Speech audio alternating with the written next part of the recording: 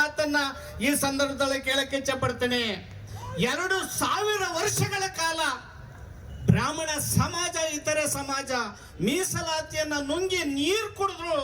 ಆ ನಂತರ ಪರಿಶಿಷ್ಟ ಜಾತಿಯಲ್ಲೇ ಇರ್ತಕ್ಕಂಥ 101 ಜಾತಿಗಳಲ್ಲಿ ಕಟ್ಟಕಡೆಯ ಸಮಾಜದ ಮೀಸಲಾತಿಯನ್ನು ನುಂಗಿ ನೀರು ಕುಡಿದ್ರಲ್ಲ, ಈ ಹೊಟ್ಟೆವರಿಗೆ ನಮಗೆ ನೋವು ಮತ್ತೆ ತುಂಬಾ ಆಕ್ರಂದನ ಬರಲ್ವಾ ಅನ್ನೋ ಮಾತನ್ನ ನಾನು ಹೇಳಕ್ಕೆ ಇಚ್ಛೆ ಪಡ್ತೀನಿ. ಬಂಧುಗಳೇ, 300 ಕಿಲೋಮೀಟರ್ ನಡೆದು ಬಂದಿದ್ದಾರೆ.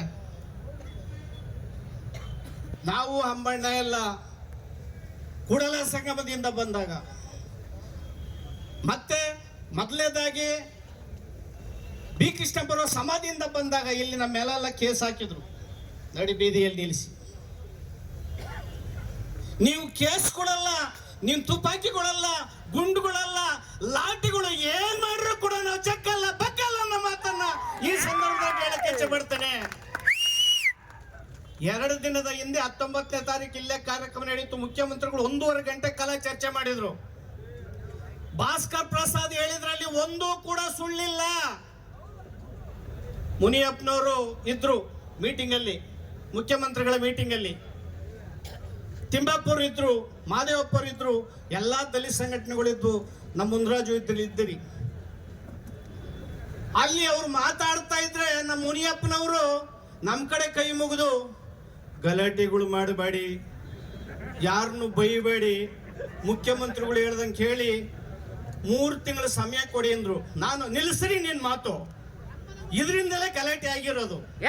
ಮುಖ್ಯಮಂತ್ರಿಗಳೇ, ನಾನು ನಿಮ್ಗೆ ಹೇಳ್ತಾ ಇದ್ದೀನಿ ಸಿದ್ದರಾಮಯ್ಯ ಸಾಹೇಬ್ರೆ, ನಮ್ಮ ಸಮಾಜದ ಎಡಗೈ ಸಮಾಜದ ಮಂತ್ರಿಗಳು ಶಾಸಕರಿದ್ದಾರಲ್ಲ, ಇವರು ನಂಬಿಕೆಗಳನ್ನ ಕಳ್ಕೊಂಡಿದ್ದಾರೆ. ನೀವು ಸಮಯವನ್ನ ಕೇಳಿ, ನಾಗಮೋಹನ್ ದಾಸ್ ಕರೀರಿ, ಮಾತಾಡಿ, ದಲಿತ ಚಳುವಳ ಮುಖಂಡರನ್ನ ಸಭೆ ಮಾಡಿ, ಯಾಕೆ ಸಮಯ ಕೊಡಬೇಕು ಅನ್ನೋ ಟೆಕ್ನಿಕಲ್ ಪ್ರಾಬ್ಲಮ್ ಇಟ್ಕೊಂಡು ನೀವು ಸಮಯವನ್ನ ಕೇಳಿ. ಇವರಿಗೆ ಮುನಿಯಪ್ಪ ಇವರಿಗೆಲ್ಲಾನು ಸಮಯಗಳು ಕೇಳೋದಕ್ಕೆ ಯಾವ ರೈಟ್ಸ್ ಇದೆ, ಯಾರ್ರೀ ನೀನು ಅಂತ ಕೇಳಿದ ಮುಖ್ಯಮಂತ್ರಿಗಳಿಗೆ. ಅಂದ್ರೆ ಭಾಸ್ಕರ್ ಪ್ರಸಾದ್ ಹೇಳಿದ್ರಲ್ಲ, ಯಾರು ನೀನು ಸಮಯ ಕೇಳಕ್ಕೆ, ಸರ್ಕಾರದ ಅಧಿಕೃತನ ಅರುಣ್ ಪ್ರಸಾದ್ ಹೇಳಿದ್ರಲ್ಲ, ವಕೀಲರು, ಇದು ಸತ್ಯ ಸತ್ಯ ಅನ್ನೋ ಮಾತನ್ನ ಸಂದರ್ಭದಲ್ಲಿ ಕೇಳಕ್ಕೆ ಇಚ್ಛೆ ಪಡ್ತೀನಿ. ಜೊತೆಗೆ ನಾನು ಒಂದು ನೋವನ್ನು ಹೇಳಕ್ಕೆ ಇಚ್ಛೆ ಪಡ್ತೀನಿ. 49 ವರ್ಷಗಳು ಹೋರಾಟವನ್ನ ಮಾಡಿದ್ದೆ ನಾವು ನಮ್ಮ ಅನೇಕ ಒಡನಾಡಿಗಳು. ಆದ್ರೆ ಮುಖಂಡರು, ಹೋರಾಟಗಾರರು ಅಂತ ಕೂರ್ಸೋದಕ್ಕೆ ನಮ್ಮಲ್ಲೇ ಇರ್ತಕ್ಕಂಥ ಅಂಬೇಡ್ಕರ್ ವಾದ, ತತ್ವ, ಸಿದ್ಧಾಂತ ಅಂತ ಹೇಳೋಂತ ಮಂದಿ ಒಳ ಮೀಸಲಾತಿಗೆ ಬೆಂಬಲವನ್ನ ಕೊಡ್ಲಿಲ್ಲ. ಒಂದು ಕಡೆ ಸೇರಿ ಸಭೆಯನ್ನ ಮಾಡ್ತಾ ಇದ್ದೀರಿ, ನೀವು ಒಳ ಮೀಸಲಾತಿಗೆ ಅಡ್ಡಗಾಲ ಆಗ್ತಾ ಇದ್ದೀರಿ. ಇಂದಿನ ಸಭೆಯಲ್ಲಿ ನಾವು ಕೂಡಲ ಸಂಗಮದಿಂದ ಬಂದಾಗ ಇದೇ ಫ್ರೀಡಂ ಪಾರ್ಕ್ ಅಲ್ಲಿ ಸಭೆ ನಡೀತು, ಅಂಬಣ್ಣನು ಇದ್ರು. ಅವತ್ತು ಇದೇ ತರದ ನಾಟಕ ನಡೀತು. ಕೆ.ಎಚ್. ಮುನಿಯಪ್ಪನವರು, ಎಲ್ ಹನುಮಂತಯ್ಯನವರು, ಸ್ವಾಮೀಜಿ ಅವರು ಮಾದಾರಚನೆ ಬಂದು ಕೇಳ್ಕೊಂಡ್ರು, ಏನಂತ, ಮುಗಿಸಿ ಮುಖ್ಯಮಂತ್ರಿಗಳು ಬರಕ್ಕಾಗಲ್ಲ. ಸಿದ್ದರಾಮಯ್ಯನವ್ರು ಮನೆಗೆ ಇದ್ರು, ಕೂಗಳತೆ ಬರಲಿಲ್ಲ. ಆರೋಗ್ಯವಾಗಿ ಇದ್ರು, ಹೃದಯ ತುಂಬಾ ಚೆನ್ನಾಗಿ ನಡೀತಿತ್ತು, ಬರಲಿಲ್ಲ. ಇವ್ರು ಬಂದು ಕೈ ಮುಗಿತಾ ಇದ್ರು ಮುಗಿಸಿ ಅಂತ.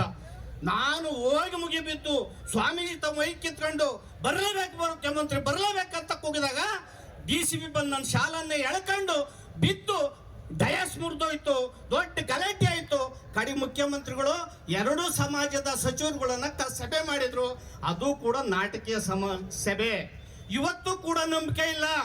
ಆಮೇಲೆ ಒಂದು ಮಾತನ್ನ ಹೇಳ್ತಾ ಇದ್ದೀನಿ, ಬ್ಯಾಕ್ಲಾಗ್ ತುಂಬ್ತಾವ್ರೆ ಅಂತ ಒಂದಲ್ಲ ಅಲ್ಲ.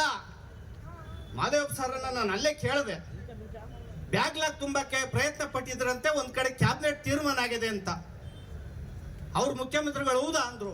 ಅದಕ್ಕೆ ಮಾದೇವಪ್ಪ ಸರ್ ಹೇಳಿದ್ರು, ಇಲ್ಲ, ಎಲ್ಲಾನು ಕೂಡ ಈಗ ಅಲ್ಲಿ ರೆಕಾರ್ಡ್ ಮಾಡ್ಕೊಂಡ್ಬಿಡ್ತೀವಿ, ತನಿಖೆಗಳು ಮಾಡ್ತಾ ಇದೀವಿ, ಆ ಪ್ರಕ್ರಿಯೆ ಮುಂದುವರೆದಿದೆ. ಇದು ಕ್ರಿಮಿನಲ್ ಕಾನ್ಸ್ಪಿರಸಿ. ಏನು ಸುಪ್ರೀಂ ಕೋರ್ಟ್ 7 ಜನರ ನ್ಯಾಯಾಧೀಶರನ್ನು ತೀರ್ಪು ಕೊಟ್ಟಿದೆ. ಆ ನ್ಯಾಯಾಲಯದ ವಿರುದ್ಧ, ಸಂವಿಧಾನದ ವಿರುದ್ಧ ಮಾಡೋ ಅಂತ ಅನ್ಯಾಯ, ಘನಘೋರ ಅನ್ಯಾಯ ಮಾತನ್ನ ಈ ಸಂದರ್ಭದಲ್ಲೇ ಹೇಳಕ್ಕೆ ಇಚ್ಛೆ ಪಡ್ತೇನೆ. ಇವರು ಒಳೊಳಗೆ ಬ್ಯಾಕ್ಲಾಕ್ ಮಾಡ್ತಾ ಇದ್ದಾರೆ, ಬಡ್ತಿ ಮೀಸಲಾತಿನೂ ಮಾಡ್ತಾ ಇದ್ದಾರೆ. ಒಳೊಳಗೆ ಈಗಾಗಲೇ ಅನೇಕ ಉದ್ಯೋಗಗಳನ್ನು ತುಂಬಿ ಶಿಕ್ಷಣ ವಂಚಿತರನ್ನ ಮಾಡಿ ಈ ಪೌರ ಕಾರ್ಮಿಕರು ಗಬ್ಬು ಕೆಲಸವನ್ನ ಮಾಡೋಂಥವ್ರು, ಚಪ್ಪಲಿ ಹೊಲಿಯುವಂಥ ಸಮಾಜ, ಜೀತ ಮಾಡೋಂಥ ಸಮಾಜ, ಇನ್ನೆಷ್ಟು ಸಹಸ್ರ ವರ್ಷಗಳು ನಾವು ಈ ಗುಲಾಮರಾಗಿ ಈ ದೇಶದಲ್ಲಿ ಬಾಳ್ಬೇಕು ಅನ್ನೋ ಪ್ರಶ್ನೆಯನ್ನ ಈ ಸಂದರ್ಭದಲ್ಲಿ ಕೇಳಕ್ಕೆ ಇಚ್ಛೆ ಪಡ್ತೇನೆ. ಸಿದ್ದರಾಮಯ್ಯನವರು ಆಹಾ ಸಮಾಜದ ಮಹಾರಿಕಾರರು, ಸಾಮಾಜಿಕ ನ್ಯಾಯದ ಅಧಿಕಾರರು, ಅಹಿಂದ ನಾಯಕ. ಸ್ವಾಮಿ, ನೀವು ಗಾಂಧಿಗಿನ್ನ ಮಹಾನಯ ವಂಚಕ ಅನ್ನೋ ಮಾತನ್ನ ಸಂದರ್ಭದಲ್ಲಿ ಸಿದ್ದರಾಮಯ್ಯನವರು ಡೋಂಗಿ ಸಮಾಜವಾದಿ. ಸಿದ್ದರಾಮಯ್ಯನವ್ರಿಗೂ ಸಾಮಾಜಿಕ ನ್ಯಾಯಕ್ಕೂ ಸಂಬಂಧನೇ ಇಲ್ಲ. ಸಿದ್ದರಾಮಯ್ಯನವರು ಸಾಮಾಜಿಕ ನ್ಯಾಯದ ವಿರುದ್ಧ ಇದ್ದಾರೆ. ಸಿದ್ದರಾಮಯ್ಯನ ಸಮಾಜವನ್ನ ಮೋಸ ಮಾಡ್ತಾ ಇದ್ದಾರೆ. ನಿಮ್ಗೆ ನಾನು ಸಿದ್ದರಾಮಯ್ಯರಿಗೆ ಹೇಳಿದೆ, ನೀವೇನಾದ್ರೂ ಸಾಮಾಜಿಕ ನ್ಯಾಯದ ಮೊದಲನೇ ಭಾಗ ಏನಾದ್ರೂ ಇದ್ರೆ ಮೀಸಲಾತಿಯ ವರ್ಗೀಕರಣ, ಮೀಸಲಾತಿ ವರ್ಗೀಕರಣ ಮಾಡದೇನೆ ಇನ್ಯಾವ ಸಾಮಾಜಿಕ ನ್ಯಾಯ ಹೇಳ್ತೀರಿ ಸ್ವಾಮಿ? ಆ ಕಾರಣದಿಂದ ಮೀಸಲಾತಿ ವರ್ಗೀಕರಣ ಆಗಲೇಬೇಕು. ಮೀಸಲಾತಿ ವರ್ಗೀಕರಣ ಆಗುವವರೆಗೂ ಹೋರಾಟ ನಿರಂತರವಾಗಿ ನಡೀತದೆ. ಯಾವುದೇ ಕಾರಣಕ್ಕೂ ನಿಲ್ಲಲ್ಲ. ಮತ್ತೆ ಯಾರೇ ವರ್ಗೀಕರಣಕ್ಕೆ ಹೋರಾಟ ಮಾಡಿದ್ರೆ ಆ ಹೋರಾಟದಲ್ಲಿ ನಾವು ನಿಮ್ಗೆ ಜೀವವನ್ನು ಕೊಡ್ತೇವೆ, ಪ್ರಾಣವನ್ನ ಕೊಡ್ತೇವೆ, ಎಂತಹ ತ್ಯಾಗ ಬಲಿದಾನಕ್ಕೂ ಸಿದ್ಧರಾಗಿದ್ದೇವೆ, ಭದ್ರಾಗಿದ್ದೇವೆ ಅನ್ನೋ ಮಾತನ್ನು ಹೇಳಿ ನಾನು ಮಾತನ್ನು ಮುಗಿಸ್ತೇನೆ. ಜೈ ಭೀಮ್, ಜೈ ಭಾರತ್.